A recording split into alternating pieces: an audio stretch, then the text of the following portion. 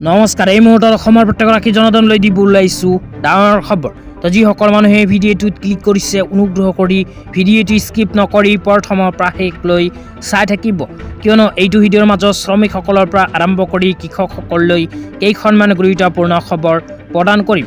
অনুগ্ৰহ কৰি ভিডিঅ'টোত ক্লিক কৰিছে যদি ভিডিঅ'টো স্কিপ নকৰি প্ৰথমৰ পৰা শেষলৈ চাই থাকিব।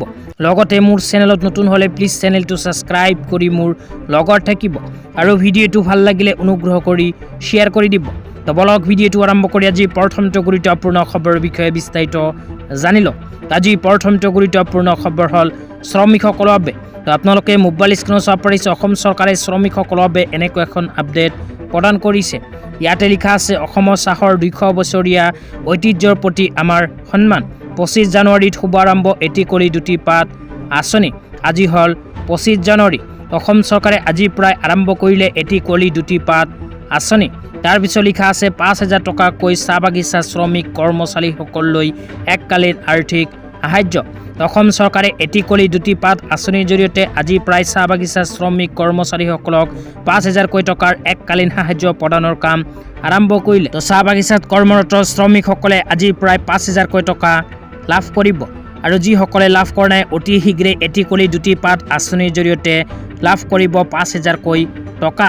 তেতিয়া আপোনালোকক দিব ওলাইছোঁ আজি দ্বিতীয়টো খুবেই গুৰুত্বপূৰ্ণ খবৰ। আজি দ্বিতীয়টো গুৰুত্বপূৰ্ণ খবৰ হ'ল কৃষকসকলৰ বাবে। তো যিসকল কৃষকৰ নাম PM কিষাণ আঁচনিত অন্তৰ্ভুক্ত হৈ আছে সেইসকল কৃষকৰ বাবে নিউজ 18ৰ ফালৰ পৰা এনেকুৱা এখন আপডেট প্ৰদান কৰিছে। তো PM কিষাণত অন্তৰ্ভুক্ত থকা কৃষকসকলে এতিয়া লাভ কৰিব PM কিষাণ আঁচনিৰ 22 নম্বৰ কিস্তিৰ ধন। তো কৃষকসকলে PM কিষাণ আঁচনিৰ 22 নম্বৰ কিস্তিৰ ধন কেতিয়া আৰু কিমান তাৰিখে লাভ কৰিব আপোনালোকে যদি জানিব বিচাৰে তেন্তে অনুগ্ৰহ কৰি ভিডিঅ'টো স্কিপ নকৰি প্ৰথমৰ পৰা শেষলৈ চাই থাকিব। তো PM কিষাণ আঁচনিৰ 22 নম্বৰ কিস্তি ধন প্ৰদানক লৈ ইয়াতে লিখা আছে when will farmer receive 22 installment of PM Kisan scheme.